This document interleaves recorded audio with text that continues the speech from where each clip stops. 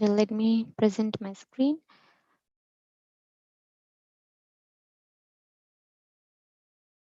So today I will be covering Docker series part 6. If you want to learn more about Docker, you can subscribe to Sayam's channel and go and study about my previous parts.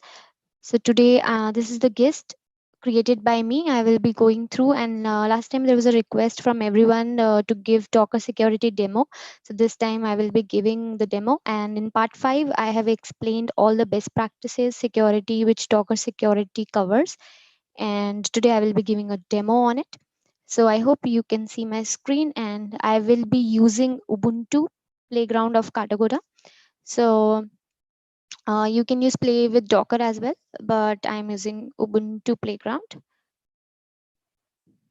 So before getting into the demo part, I would like to explain one thing from this document, docker.com.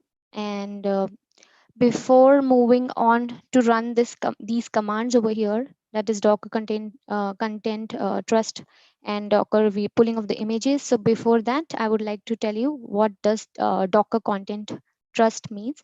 So if you also want to learn more about it, you can directly go to this Docker docs and learn more about it. So what's Docker content trust? So this is the guide which provides an overview of Docker content trust and some quick familiarization exercises. So Docker content trust, what it provides, it is a strong cryptographic guarantee over what code and what versions of software are being run on your infrastructure.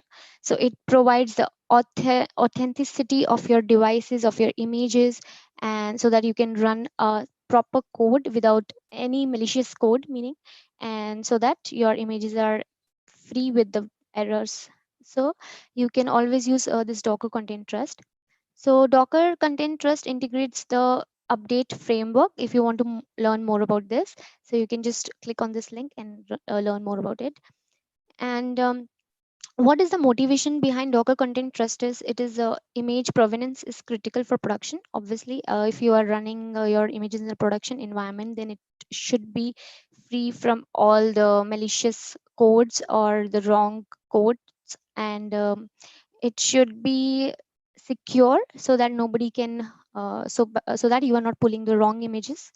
And distributed content should be signed. It should be a signed image when you're trying to pull. It should not be unsigned image. We will look shortly into it. And key compromise should be difficult. If you're generating your keys and all, it should be difficult so that nobody can enter into your images or your containers, Docker containers, and do something over there. So compromise resilience is important, and replay attack should be hard. Existing infrastructure is reused, and trusting Docker should not be mandatory.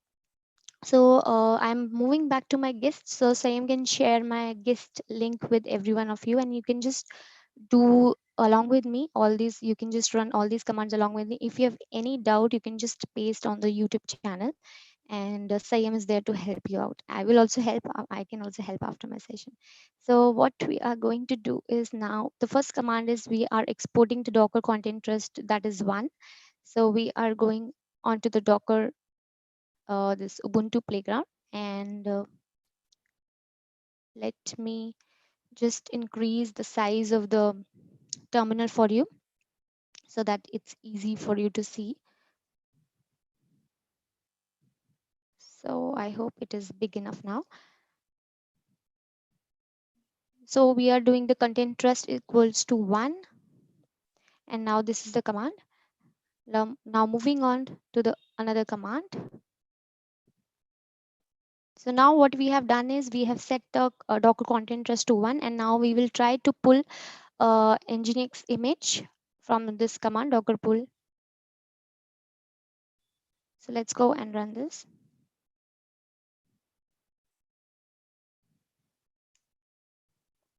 So what we are noticing over here is the image is pulled successfully because it is a trusted one. And now let's do one thing. Let's go into Docker docs again and try to pull this image.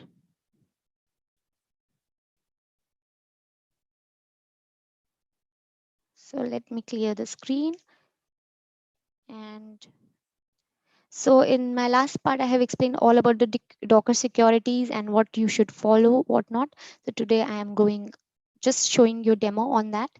So I have told 34 plus Docker security things over there. So this is what you can see over here is you cannot pull this image because this remote trust data does not exist for docker.io clock. So this is not a safe image and not it is not trusted for the docker.io. So this is the reason you are not able to pull this image. But you were able to pull the Nginx because it was a trusted image by docker.io. So that was the reason for it. So now what we are going to do is we will look into the other. Let me increase the font size of this as well. And now we will see this command pretty nginx, what it will do, what you can do using this command.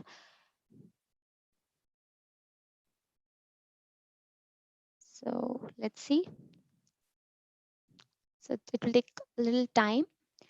So let me decrease little font so that there is a proper output and you can see what and all is happening.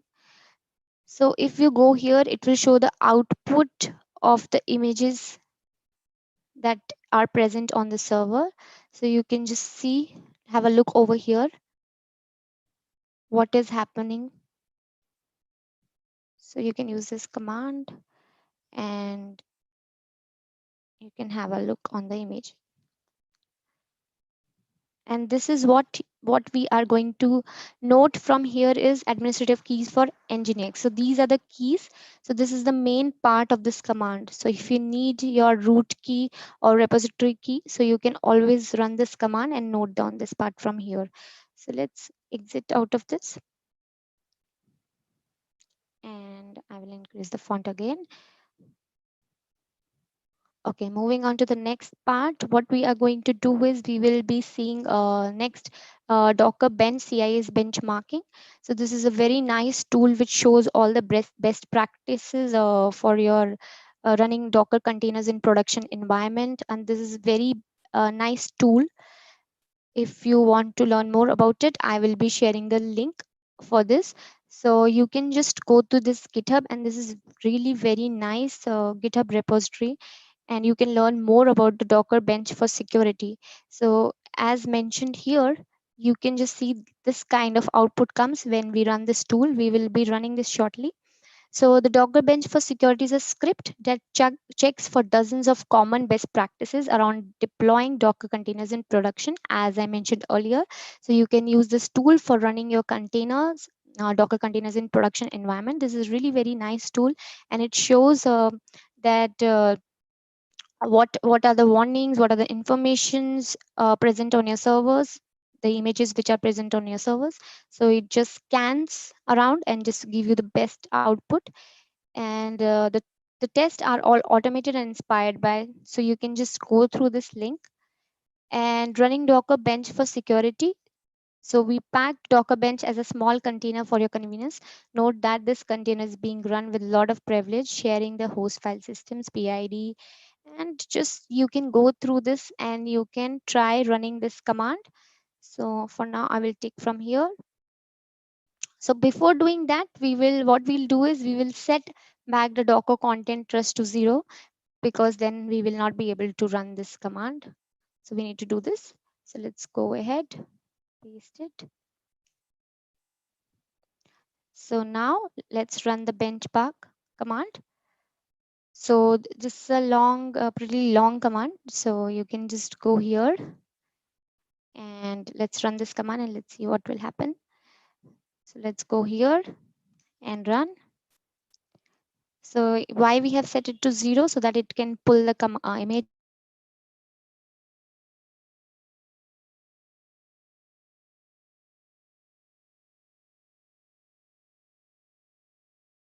So, oh, I think there's a problem with connection over here. Not a problem. So let's see the output. I will run this again. So this is the output when you run this benchmark tool. And this Dockerbench for security is very nice tool. I'm saying it again and again because I find it very useful. in my production environments. So this is the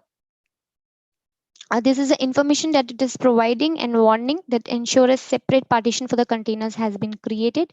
So it provides with you with all the informations and warnings. So if you go here, you can see ensure auditing is configured for the Docker daemon. So it is telling you this is a warning part over here. And if you go down, so you can just have a look on here, and then let's go down a little. So it is showing the warning, ensure network traffic is restricted between the containers on default bridge. I have shown this thing in my previous sessions, so you can just go and view my part 3 or part 2. So there I have mentioned these things, what is default bridge and all. So ensure the logging level is set to info, and this is passed, and ensure Docker is allowed to make changes to the IP tables, and then ensure AUFS storage is not used. So these are all the things that is passed. Ensure that the default C group usage has been confirmed. Ensure base device set is not changed until needed. Let's go a little down and just explore. So ensure daemon-wide custom SecOm profile is applied if needed, and ensure experimental features are avoided in the production. So I will just give you a link of security from Docker Docs, and you can just go and read more about these things, that what is this daemon wide custom SecOm or profile and all about all these things. So ensure that etc Docker directory's ownership is set to root. So these are the things. These are a few of the best practices that this tool shows you, and ensure that the directory permission are set to 755, or it should be more restricted. So instead of providing full access, that is 777, it is recommended to provide 755, or you can restrict more as per your requirements or project. So let's move on to the next pass thing. So you need to ensure that Docker socket file ownership is set to root Docker, and that is also passed. Ensure that the Docker socket file permission is set to 660 or more restrictive. So it depends, again, I'm saying it is dependent on your project. So you can set it as per your requirements. And then ensure that file ownership is set to root. Let's move ahead. So I think due to network, this session is closed. I will open again and let me refresh it. So moving on, you can learn more about this benchmark from this GitHub. I highly recommend you to have a look on it, and this is the command to run this, and you can just explore more about this benchmark thing. So let's move on to the next, that is Aquasec Trivy. So this is a very nice tool by Aquasec. It checks for the vulnerabilities in your Docker file or system. So you can just learn more about this using this github.com Aquasecurity Trivy. So this is very nice. It provides you with a demo. So it is a simple and comprehensive vulnerability scanner for the containers and other artifacts suitable for the CI. So this is a very nice tool provided by Aquasec. So it shows you demo also over here, and you can just go through this link. I will share this, and this is how the output looks like when you run. We will run this now, and it shows like total 26, unknown 0. I will increase the font little, low, medium 16. So it shows all the vulnerabilities that your image, your Docker file is having in the system. So if you want to learn more about this, you can just go go to here and learn. So Trivy is pronounced as Trivy, and it is a simple and comprehensive vulnerability scanner for containers and other artifacts. A software vulnerability is a glitch, flaw, or weakness present in the software or your operating system. So what does Trivy does is it detects the vulnerabilities of OS packages as well, like your image is having a if you're pulling your if your container is having Alpine, REL, CentOS, or whatever, so it will detect the vulnerabilities of your OS packages. And Trivia is very easy to use, and you can just install the binary and it will be ready to scan. All you need to do is for scanning is to specify a target such as image name or the container that you need to do for this. We will just have a look in a while. So it detect the comprehensive vulnerabilities. As I have mentioned earlier, that OS packages like Alpine, Red Hat, and Linux. These are all that's simple. It is very simple and fast, easy installation, very high accuracy. It provides very high accuracy and support multiple formats. So installation is as follows. You can just follow this document and go ahead doing these things. And now what to do next is let's go back to my guest and let's try running this. This is very simple command. So what we are doing is we are checking for Python 3.4 hyphen alpine. So let's do that.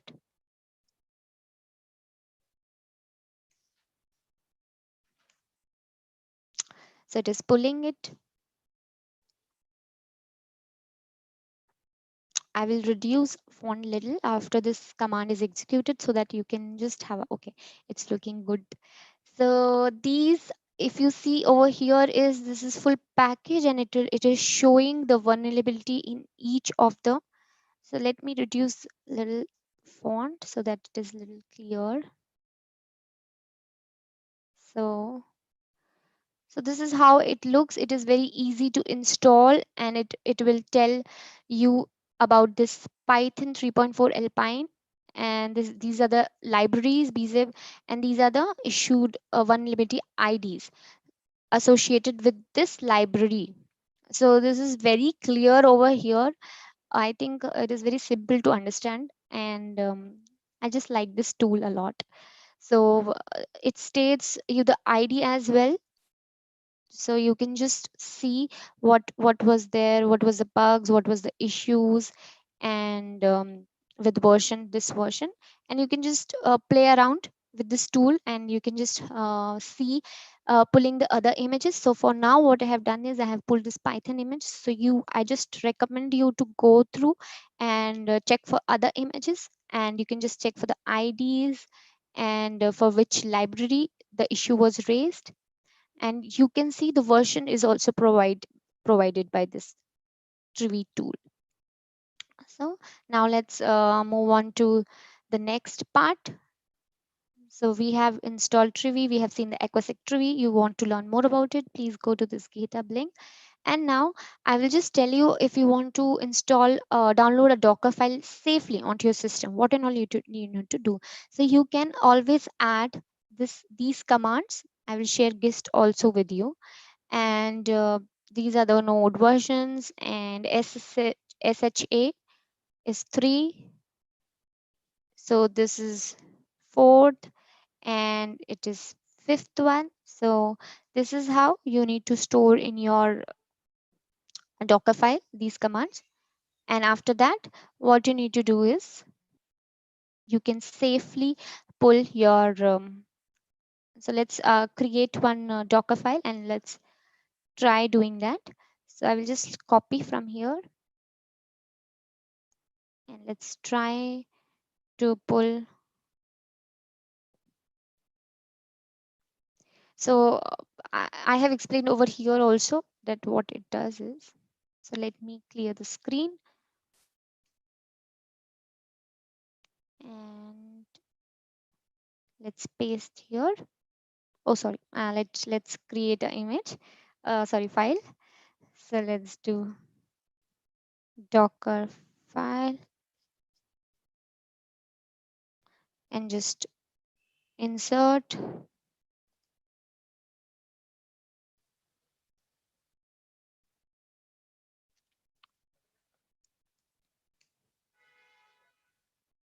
So this is how you can just go ahead and create a Docker file, and you can safely download within the Docker file. And let's read out the explanation which I have written over here. The first command obtains the signing key for Nginx, which is added to the key store, and the second command adds the Nginx package repository to the list of repository checked for the software. And after this, Nginx can be simply and securely installed with apt-get installed, preferably with a version number. So try to give the version number, and assuming no signed packages or checksum is available while creating your own is easy. So for example, to create checksum for Redis release. So let's go ahead and let's do this. So what we are going to do is we will be doing this for Redis now. Let's go.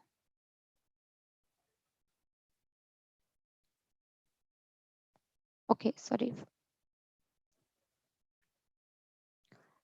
So I think this is not present over here. I have not pulled it.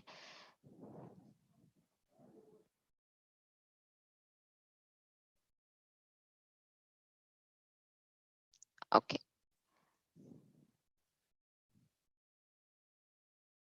So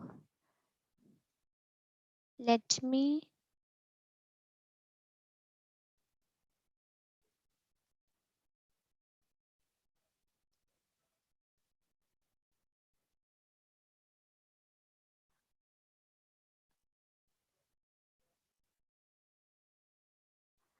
okay.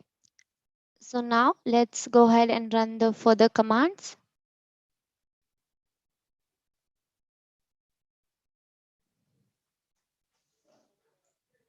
Network is having issues. So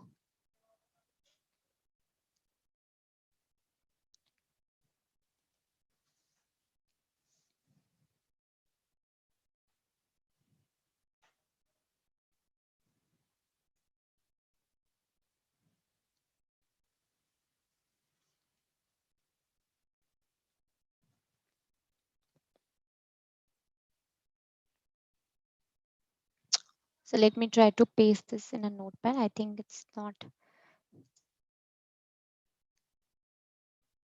taking it properly.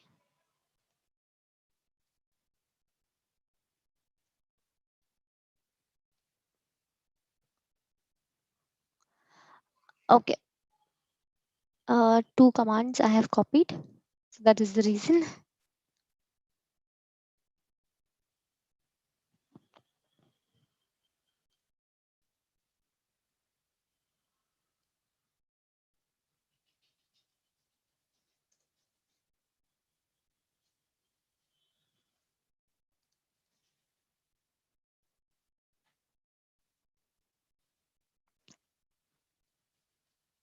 I think file. Let me do it again.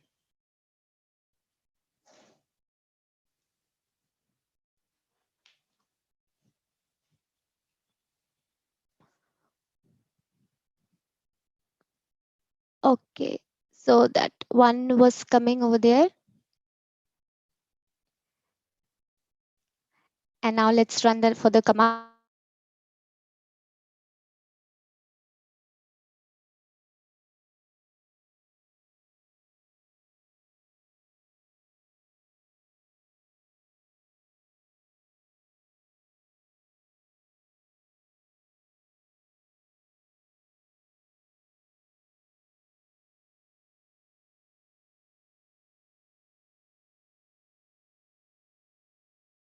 Software, you can add something like the following to your Docker file. So you can always try adding this to your Docker file, and then you can run, you can add something like this.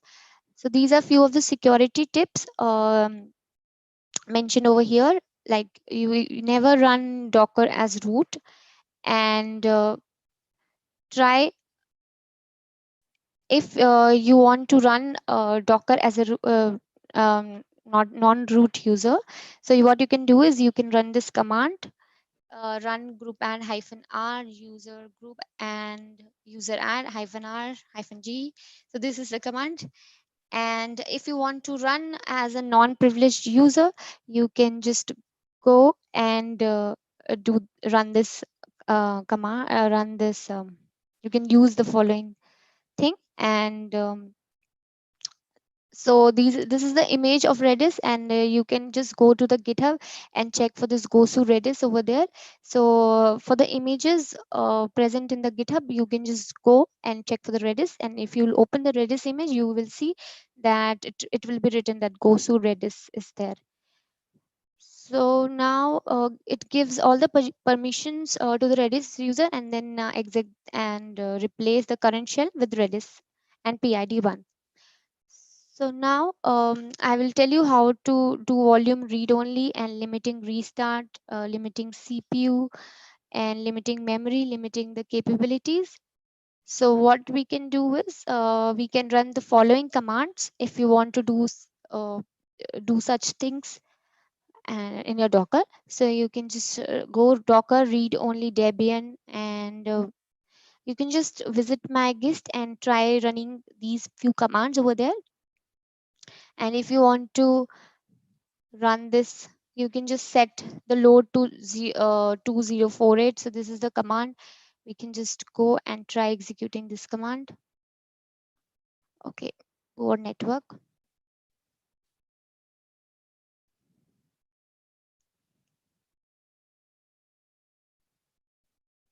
So what it is doing is it is setting the load to 2048.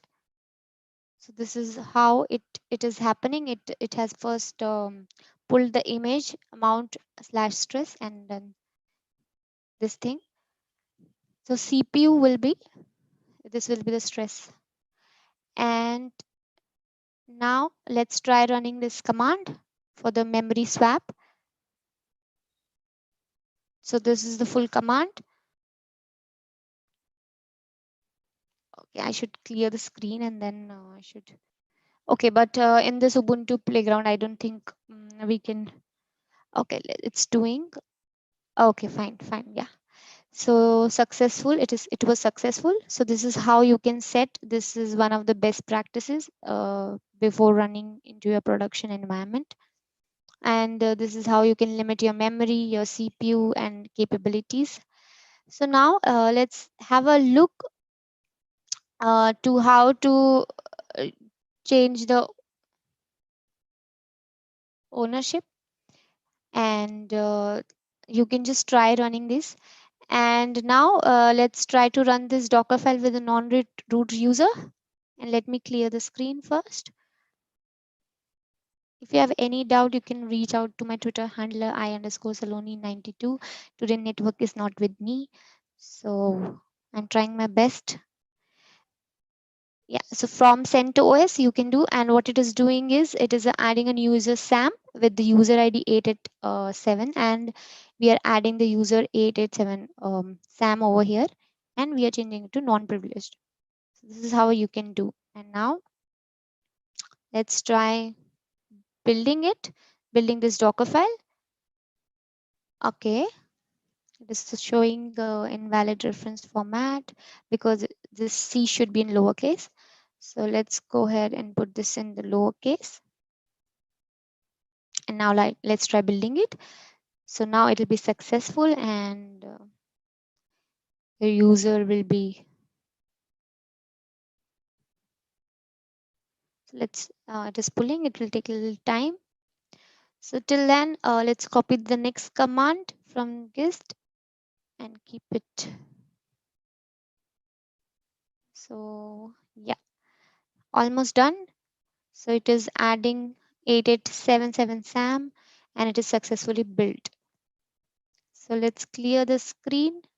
And now you can see the user SAM 8877 with ID has been added. And this is the non-root image ID. And these are few of the useful links which I wanted to share with you. You can just go ahead, and I have taken references. I have studied from few of these blogs, and this is the Aquasec wiki from where I have studied. You can also go and learn more about these tools from here. Now I will hand over to Sayam. Over to you, Sayam. Thank you all for attending the session. If you have any doubts, you can post in the YouTube. I am there.